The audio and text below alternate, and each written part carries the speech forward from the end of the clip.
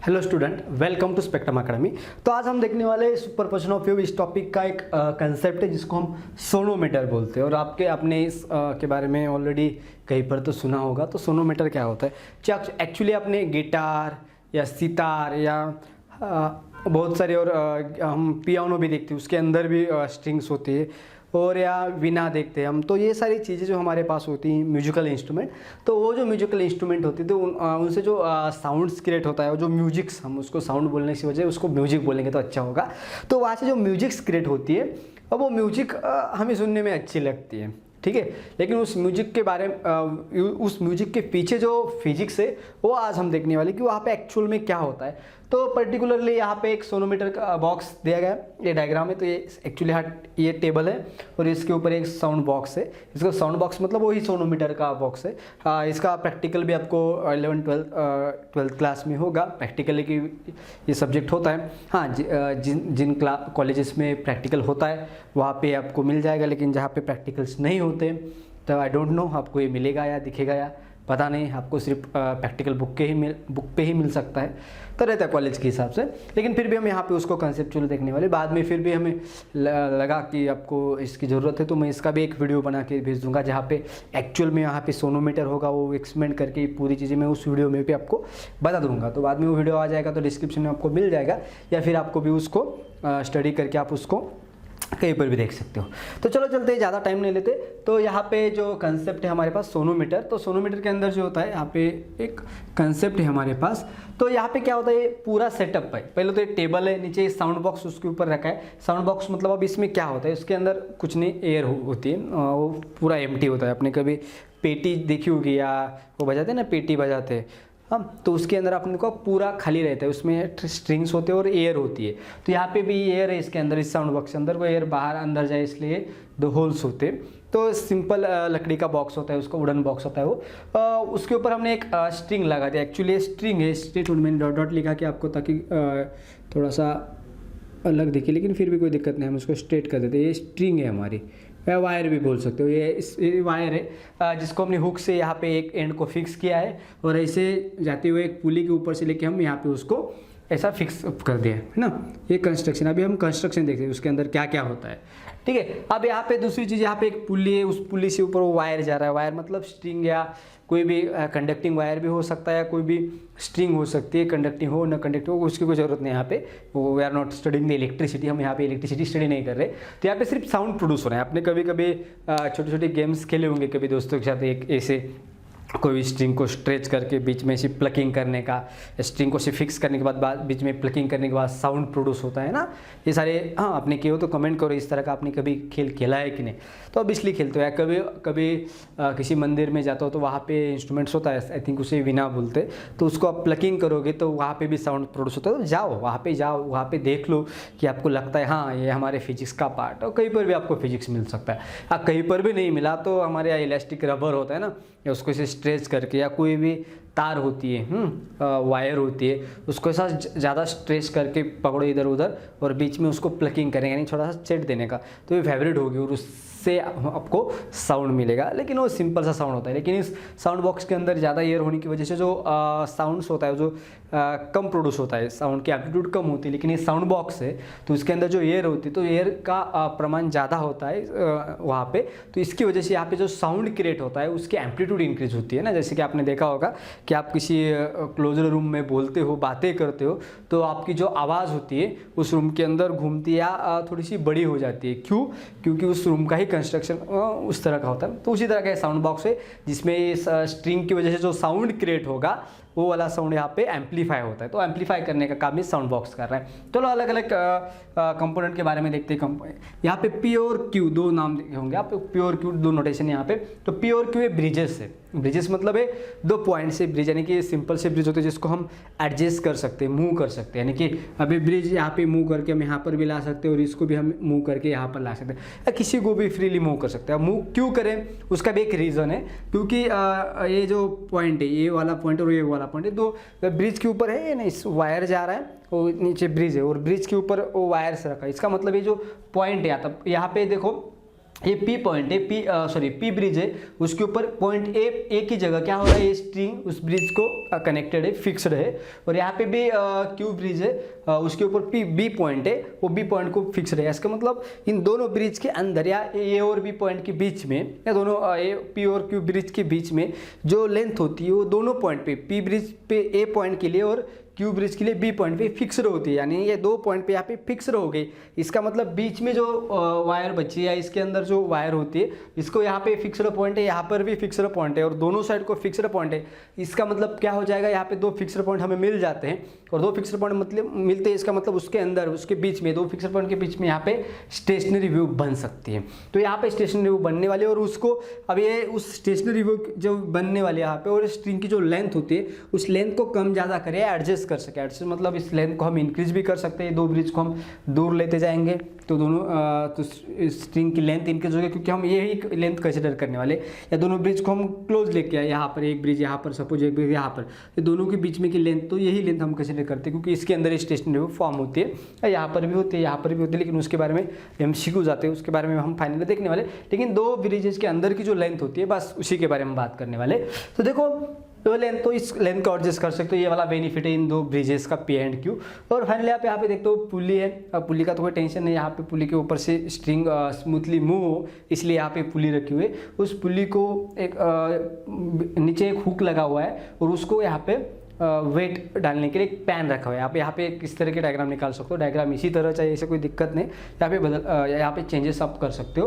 तो यहाँ पे पैन रखा है, उस पैन के अंदर आप वेट इंक्रीज कर सकते हो। यहाँ पे अलग अलग टाइप का आप प्रैक्टिकल जो करोगे तो वहाँ पे अलग अलग तरीके होंगे, कैसे भी कर सकते हो, है ना। तो यहाँ पे आप पैन डाल सकते हो, उसके अंदर आप वेट रख के वहाँ पे वेट इंक्रीज कर सकते हो। यानी कि यहाँ पे वेट इंक्रीज किया मतलब इस स्ट्रिंग के ऊपर का टेंशन इंक्रीज हो जाता है, और टेंशन इंक्रीज मतलब इस स्ट्रिंग के अंदर का टेंशन इंक्रीज होता है।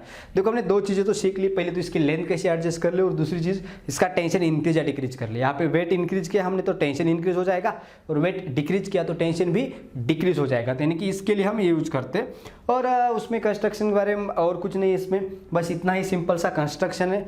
और इसमें थोड़ा सा हम बाद में ऐड करेंगे 2-3 कंसेप्ट से, उसको भी उसका वर्किंग के साथ। चलो ये वाला पूरा कंस्ट्रक्शन हो गया, हर एक चीज़ के लिए हमने कंसिडरेशन कर लिया कि किस चीज़ का काम क्या है।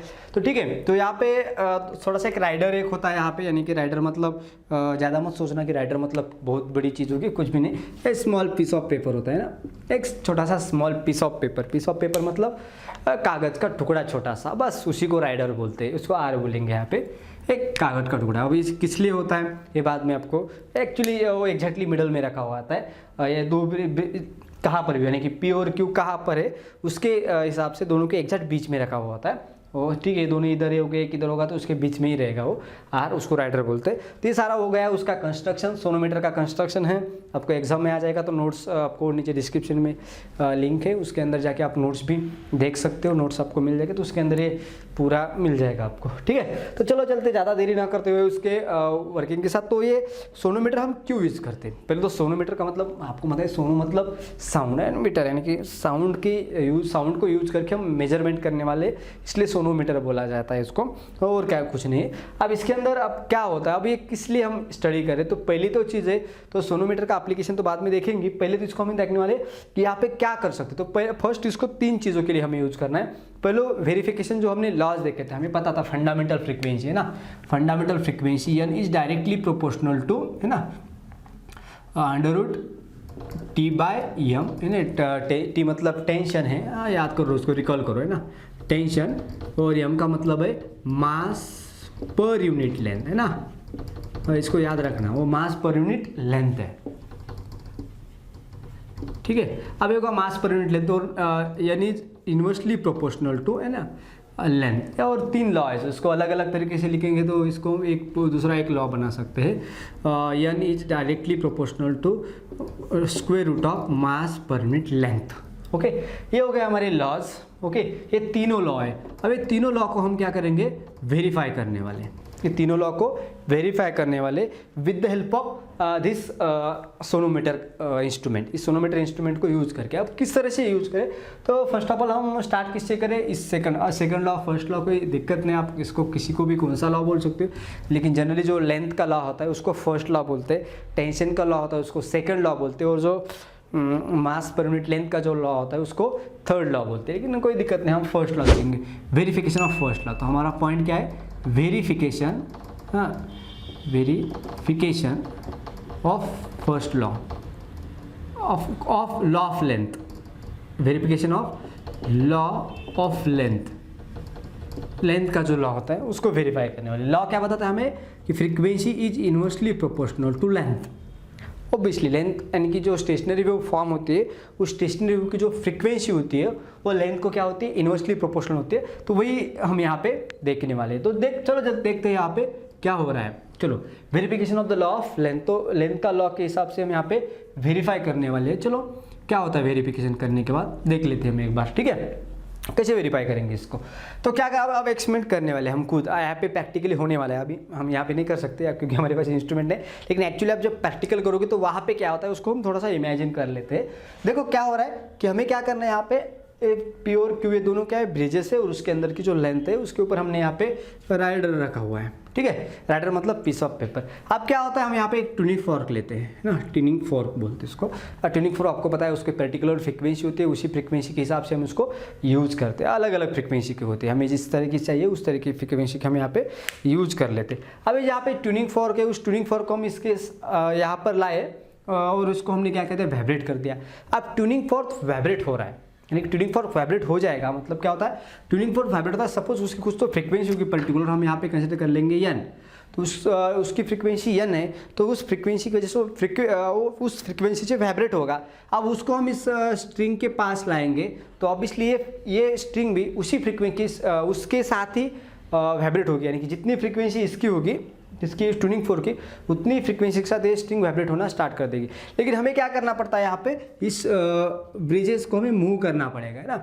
अब मूव करते करते एक टाइम ऐसा आएगा, उस टाइम इस यानी कि कोई तो एक टाइम आता, यानी कि उसको एक लेंथ मिलती है। हम इसको सपोज इसको मूव कर रहे हैं, इसको हम मूव करते जाएंगे। मूव कब तक करेंगे, देखो यहाँ पे एक आइडियोलॉजी, मैं यहाँ पे उसको डायग्राम को अच्छी तरह से समझने की कोशिश रखता हूँ, तो वही उसी कंसेप्ट को यहाँ पे लेता हूँ। ये हमारे पे पी ब्रिज है और यहाँ में हमारे पास क्यू ब्रिज है ना, और उसके ऊपर से एक लेंथ, और आगे वाला पीछे वाला हम देखने नहीं वाले, बस इतना ही देखने वाले यहाँ से। तो क्या होने वाला है यहाँ पे, देखो यहाँ पे आप सोचो क्या ये दोनों पॉइंट के, यानी कि ये पॉइंट ए पॉइंट बी, यही हमने यहाँ पे ले लिया। तो यहाँ पे हमने एक ट्यूनिंग फॉर्क ले लिया था वहाँ पे, ठीक है। अब इस ट्यूनिंग फोर्क की वजह से वो वाइब्रेट हो जाएगा। अब वाइब्रेट होने के बाद अब इस ट्यूनिंग फोर्क की फ्रीक्वेंसी एन और इस दोनों के बीच में जो लेंथ है, इस लेंथ को मैं यल बोलूँगा, इस लेंथ की वजह से यहाँ पे कोई तो नोड्स फॉर्म होंगे या antinodes, number of antinodes form होंगे। उसकी वजह से जो फंडामेंटल फ्रीक्वेंसी यहाँ पे क्रिएट होनी है, या स्ट्रिंग की फ्रीक्वेंसी, यानी कि स्ट्रिंग की फंडामेंटल फ्रीक्वेंसी, यानी इसकी फ्रीक्वेंसी यानी और स्ट्रिंग की भी फंडामेंटल फ्रीक्वेंसी यानी जब मैच होती है तब इसका फर्स्ट लूप बन जाएगा इस तरह का, है ना। ये स्ट्रिंग क्या करेगी, एक ही लूप बनाएंगे, यानी कि स्ट्रिंग की फंडामेंटल फ्रीक्वेंसी वो यानी कि जो होगी, ओके, वो और हमारा ट्यूनिंग फोर्क की फ्रीक्वेंसी दोनों मैच होती है। Fundamental frequency of the string और उस इसकी फ्रीक्वेंसी जब मैच होती है तो हमें पता है कि दोनों के बीच, इसके ये दो पॉइंट के बीच में क्या होगा, फंडामेंटल फ्रीक्वेंसी इसकी है ना। तो इसका मतलब यहाँ पे वाइब्रेशंस क्रिएट हो रहे हैं। तो यहाँ पे जो ये मिडल पॉइंट होता है यहाँ पे एंटीनोड फॉर्म होगा और यहाँ पे सिर्फ एक ही लूप होगा। तो अब ये हो रहा है तो हम इसे किस तरह से समझेंगे, तो इसके लिए हम क्या करते हैं, इसको यहाँ पे राइडर रख देते हैं ना। यहाँ पे एक राइडर यानी कि छोटा सा पीस ऑफ पेपर रख देते हैं यहाँ पे। अब उस पीस ऑफ पेपर की वजह से क्या होगा, जब इसकी फ्रीक्वेंसी मैच हो जाती है उस टाइम में यहाँ पे फॉर्म होता है नोड, एंटीनोड सॉरी। तो एंटीनोड फॉर्म होने की वजह से ये वाला पॉइंट है तो मैक्सिमम एम्पलीट्यूड उससे वाइब्रेट होता है। और जब ये राइडर की पॉइंट पे या दोनों के बीच में जो एग्जैक्टली मिडल पॉइंट है वहाँ पे जब मैक्सिमम एम्पलीट्यूड का वाइब्रेशन स्टार्ट हो जाएगा तो ये यहाँ पे जो पीस ऑफ पेपर रखा है जिसको हम राइडर बोलते हैं वो नीचे गिर जाएगा। तो हमें समझ में आ जाएगी कि यहाँ पे क्या हो रहा है, दोनों की फ्रीक्वेंसी मैच हो रही है, दोनों की रेजोनेंस हुआ है यहाँ पे, तो कंडीशन होती है। तो इस कंडीशन से हमें समझ सकते हैं। तो ये समझने के लिए दोनों की फ्रीक्वेंसी मैच हो रही है, यानी कि ट्यूनिंग फोर्क की फ्रीक्वेंसी हो रही है, दोनों के बीच में जो लेंथ है उस लेंथ की वजह से उस स्ट्रिंग के अंदर आई हुई फंडामेंटल फ्रीक्वेंसी दोनों जब मैच होती है तो यहाँ पे जो रखा हुआ पीस ऑफ पेपर होता है वो नीचे गिर जाता है, उसके ऊपर रखा हुआ। हाँ, तो यहाँ पे एक प्रैक्टिकल करते समय एक चीज़ ध्यान रखनी चाहिए हमें, जब इसको मूव करते हैं दोनों को तो हमारे मोशन की वजह से वो पेपर नीचे ना गिरे, ये भी एक चीज़ होती। नहीं तो हम उस प्योर क्यू ब्रिजेस को ऐसे मूव कर रहे हैं, जब आप प्रैक्टिकल एक्चुअल में कर रहे होते तो आपके मोशन कितना फास्टली मूव करे या ऐसे फ्लक्चुएट करके मूव करे तो इसकी वजह से वो पीस ऑफ पेपर जो होता है वो गिर भी सकता है। ओके, तो वो रीज़न नहीं चाहिए हमें। तो इसको इस दोनों ब्रिजेस को इतना स्मूथली मूव करना पड़ेगा ताकि इसकी मोशन की वजह से वो पीस ऑफ पेपर नीचे ना गिरे, क्योंकि उसकी वजह से गिर जाता तो हमें रीज़न नहीं पता था। एक्चुअल रीज़न क्या होना चाहिए, इसकी एम्पलीट्यूड मैक्सिमम होती है तब वो पीस ऑफ पेपर नीचे गिरना चाहिए। तो आई थिंक आपको होप ये कंसेप्ट समझ में आया, यही बेसिक हम यहाँ पे यूज करने वाले। देखो जब भी हम बातें करते हैं इसके बारे में तो देखो पहली चीज़ तो यहाँ पे तो हम क्या करेंगे, अब हम करेंगे अलग अलग तरीके के यहाँ पे कंसेप्ट। तो हमें पहले क्या वेरीफाई करना है, verification of law of length. तो हमें लॉ ऑफ लेंथ यानी कि हमें वेरीफाई करना है length is inversely proportional to frequency और frequency is inversely proportional to length, इसको वेरीफाई करना है। तो यहाँ पे क्या करेंगे, हम अलग अलग टाइप के ट्यूनिंग फॉर्क लेंगे। सपोज ये ट्यूनिंग फॉर्क N1 फ्रीक्वेंसी का, दूसरा ट्यूनिंग फॉर्क N2 फ्रीक्वेंसी का, तीसरा tuning fork N3 up to ऐसे की तरह के कितने या नंबर ऑफ, यानी कि बहुत सारे ऐसे ट्यूनिंग फॉर्क हम ले रहे, तो अलग अलग ट्यूनिंग फॉर्क की फ्रीक्वेंसी अलग अलग है। तो हम इसके साथ एक ट्यूनिंग फॉर्क ले लिया यहाँ पे, उसको इसके साथ वाइब्रेट कर दिया, है ना। सपोज हमने ट्यूनिंग फॉर्क ले लिया जिसकी फ्रीक्वेंसी N1 है, राइट। अब उसका क्या हुआ, तो उसकी फ्रीक्वेंसी N1 है तो उस टाइम उसकी कुछ तो लेंथ होनी चाहिए। अब उसके साथ उसकी कौन सी लेंथ मैच होने वाली है, कौन से लेंथ की जो फंडामेंटल फ्रीक्वेंसी होगी, स्ट्रिंग कौन से लेंथ के लिए जो फंडामेंटल होगी फ्रीक्वेंसी, वो हमें फाइंड आउट करनी पड़ेगी। तो हम क्या करेंगे, पहले N1 वाला फ्रीक्वेंसी वाला ट्यूनिंग फॉर्क लेंगे और तो उस टाइम को इस प्योर क्यू को मूव करते हुए यहाँ पे एडजस्ट करेंगे। यहाँ पे एडजस्ट हुआ तो एडजस्ट मतलब एक लेंथ ऐसी मिलेगी पर्टिकुलर लेंथ, उस टाइम उसकी जो फंडामेंटल फ्रीक्वेंसी होगी मैच होगी और उस टाइम जो हमारा राइडर होता है वो नीचे गिर जाएगा। तो चलो उसकी वजह से जो पीस ऑफ पेपर होता है नीचे गिर जाता है, यानी कि इस फ्रीक्वेंसी के, तो एक पर्टिकुलर लेंथ जो होती है वो लेंथ हम फाइंड आउट करेंगे। सपोज इस दो प्योर क्यू ब्रिज को मूव करने के बाद जब हमारे ट्यूनिंग फॉर्क की फ्रीक्वेंसी N1 थी और उसको हम मूव करके इस एक लेंथ को एडजस्ट कर दिया, उस लेंथ के साथ वो ट्यूनिंग फॉर्क की और उस लेंथ के साथ उस स्ट्रिंग की फ्रीक्वेंसी मैच होती है, तो उसकी लेंथ हम क्या करेंगे, L1 कंसीडर करेंगे। तो उसी तरह हम अलग अलग फ्रीक्वेंसी के लिए करेंगे। N2 फ्रीक्वेंसी थी उसके लिए लेंथ अलग होगी, N3 फ्रीक्वेंसी थी उसके लिए लेंथ अलग होगी। तो इस तरह से हम करते जाएंगे। तो ये हमने प्रैक्टिकली डाटा कलेक्ट किया। तो हमारे पास डाटा क्या है, हमारे पास एक अलग टाइप का ट्यूनिंग फॉर्क है, अलग फ्रीक्वेंसी का, उस फ्रीक्वेंसी के साथ इसकी लेंथ कितनी एडजस्ट होती है वो लेंथ है, यानी कि एक ट्यूनिंग फॉर्क की फ्रीक्वेंसी और दूसरी लेंथ है। अभी जो हमारे पास पूरा डाटा अभी मिल चुका है लेंथों का और इसका, तो हम इसको ऑब्जर्व करेंगे इस डाटा को, तो हमें एक बात समझ में आती है कि दोनों का मल्टीप्लिकेशन, यानी कि N1 लेंथ और N1 फ्रीक्वेंसी यानी कि ट्यूनिंग फॉर्क की फ्रीक्वेंसी और उस लेंथ का मल्टीप्लिकेशन जो आएगा, तो इसका भी लेंथ का फ्रीक्वेंसी और लेंथ दोनों का मल्टीप्लिकेशन बराबर है, और इसके दोनों एक फ्रीक्वेंसी तीसरी फ्रीक्वेंसी उसका लेंथ दोनों का मल्टीप्लिकेशन, यानी कि फर्स्ट टाइम जो फ्रीक्वेंसी थी वो और उसकी लेंथ उसका मल्टीप्लिकेशन, सेकंड टाइम जो फ्रीक्वेंसी थी ट्यूनिंग फॉर्क की और स्ट्रिंग की लेंथ उनका मल्टीप्लिकेशन, ये क्या आता है, एक ही आता है। तो हमें समझ में आ जाएगा सब कुछ एक ही होगा। N1 L1 is equal to N2 L2 is equal to N3 L2, यानी कि सभी क्या हो गए, कांस्टेंट हो गए। यानी कि हमें पता चला कि N1 L1 is equal to constant, यानी कि N1 N और L ये क्या हो गए, कांस्टेंट हो गए, कौन सी भी हो जाए। तो N is inversely proportional to length ले सकते हैं, क्योंकि इसको यहाँ पे शिफ्ट कर दिया तो हम इस तरह से इसको भी N equal to constant upon L, तो हम इसको N is inversely proportional to length ले सकते हैं। तो इसके हिसाब से ये हमारा लॉ प्रूव हो जाता है। तो वेरीफाई करने के लिए फिर से आपको बता देता हूँ कि किस तरह से वेरीफाई करने वाले। तो अलग अलग टाइप के हमारे पास ट्यूनिंग फॉर्क के, हर एक ट्यूनिंग फॉर्क के लिए यहाँ पे रेजोनेंट लेंथ जो होगी उस स्ट्रिंग की वो अलग अलग होगी। तो हमारा ट्यूनिंग फॉर्क N है उसके लिए लेंथ L1 होगी, ट्यूनिंग फॉर्क की फ्रीक्वेंसी N2 है इसके लिए लेंथ L2 होगी।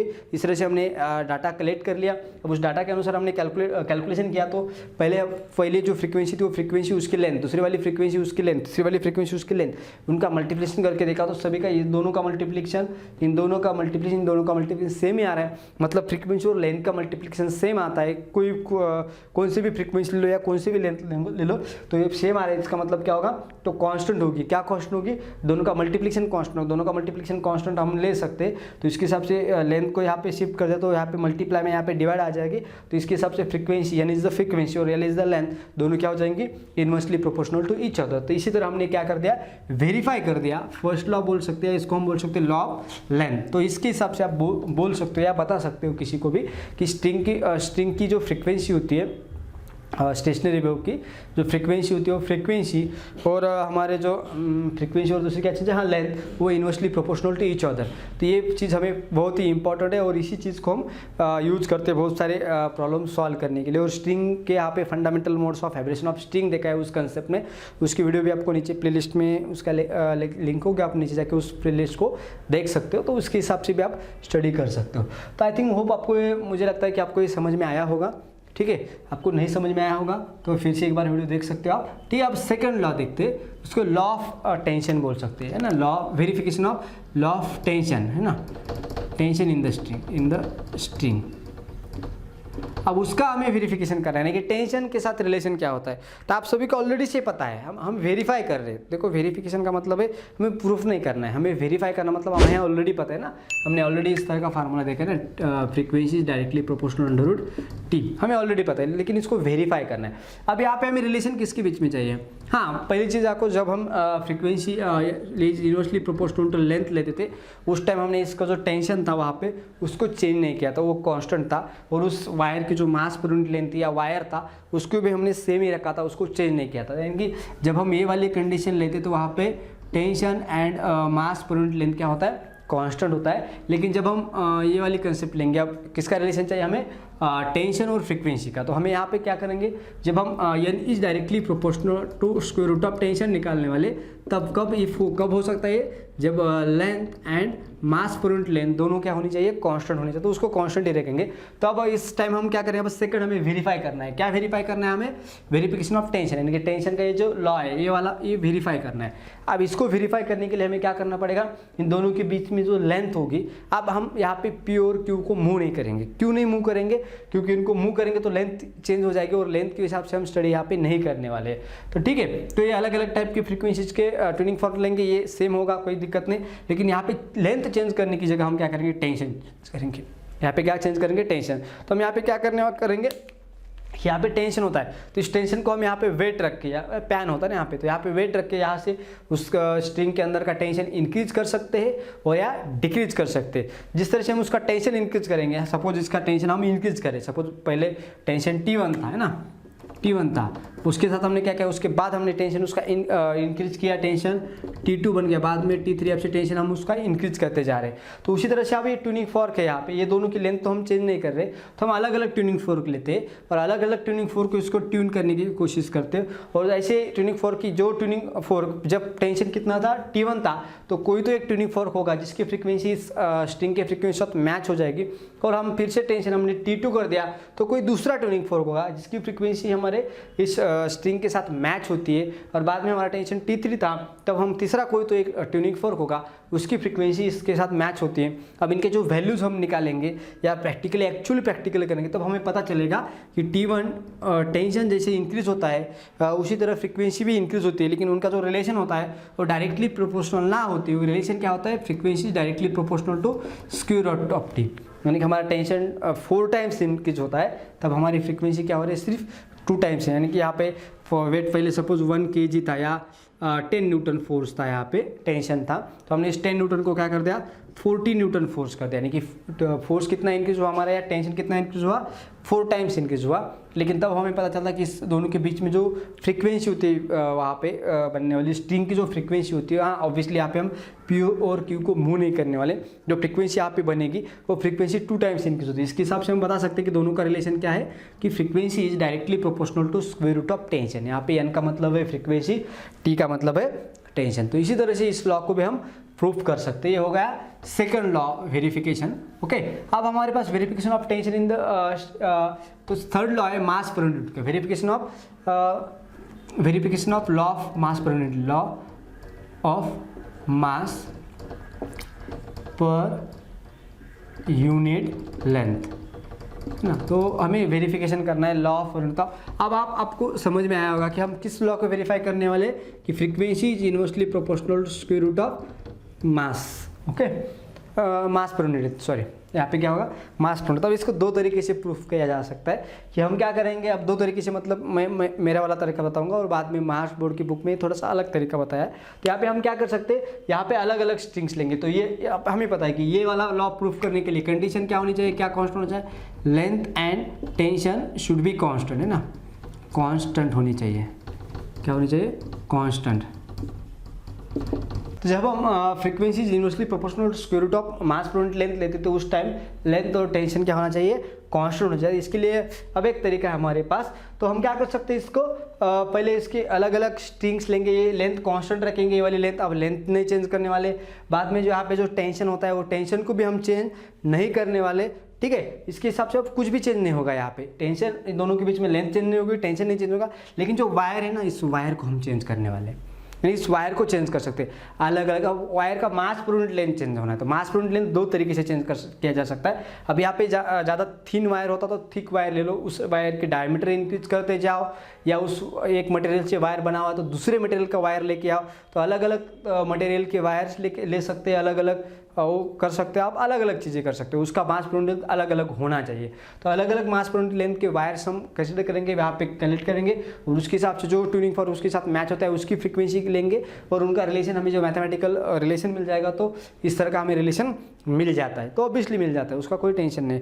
और दूसरी चीज़ है कि हम क्या करते हैं यहाँ पे अलग अलग लेंथ वेरीफाई करेंगे, और लेंथ और मास पर यूनिट लेंथ, तो उसके हिसाब से भी हम वेरीफाई कर सकते हैं कि ये हमारा लॉ वेरीफाई, यानी कि लेंथ को हम यानी कि अलग अलग लेंथ लेंगे, अलग अलग लेंथ के लिए तो हमें पता चलता है कि मास पर यूनिट लेंथ अलग होगी, तो लेंथ इज डायरेक्टली लेंथ और हमारा मास पर यूनिट लेंथ का रिलेशन लेना पड़ेगा, और उसका रिलेशन लेने के बाद हम फाइंड आउट कर लेते। तो ये वाले जो क्वेश्चन है आपको बोर्ड को नहीं आने वाले, उसका टेंशन मत लेना, इसके ऊपर एप्लीकेटिव क्वेश्चंस आते हैं, बोर्ड को आएगा तो भी इसके ऊपर के क्वेश्चंस म्हणजे यानी वेरिफिकेशन लिखो या थेराटिकल क्वेश्चन नहीं आएगा, इसके ऊपर क्वेश्चन आएगा तो आपको एमसीक्यूज आ सकते हैं, वो नीट को या सीईटी को या जेईई को कहीं पर भी क्वेश्चन आ सकते हैं, लेकिन यहाँ पे आपको कोई अलग इस तरह का क्वेश्चन नहीं आएगा थेराटिकली मास्ट बोर्ड के लिए, तो एमसीक्यू आ सकते हैं। तो अब हम बात करते हैं उसके बारे में कि इसके ऊपर एमसीक्यूज किस तरह के आ सकते हैं।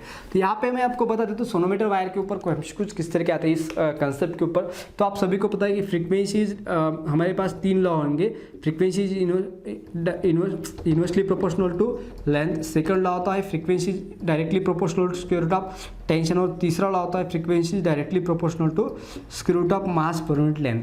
तो आपको अलग अलग प्रैक्टिकल जो जैसे हमने यहाँ पे बताया कि राइट नीचे गिरता है तो वहाँ पे लेंथ एडजस्ट करें, तो हमने जिस तरह से इस कंसेप्ट को मैंने आपको पढ़ाया तो उससे जो प्रोसीजर थी यहाँ पे क्या क्या करना चाहिए वो प्रोसीजर याद रखो। और बाद में आपको बोला जाता है कि इसकी लेंथ हम इंक्रीज कर रहे हैं डिक्रीज कर रहे हैं, तब उसका फ्रीक्वेंसी क्या हो सकती है, उसका टेंशन हम वहाँ पे इंक्रीज कर रहे हैं, यहाँ पे टेंशन इंक्रीज कर दिया तब फ्रीक्वेंसी क्या हो सकती है।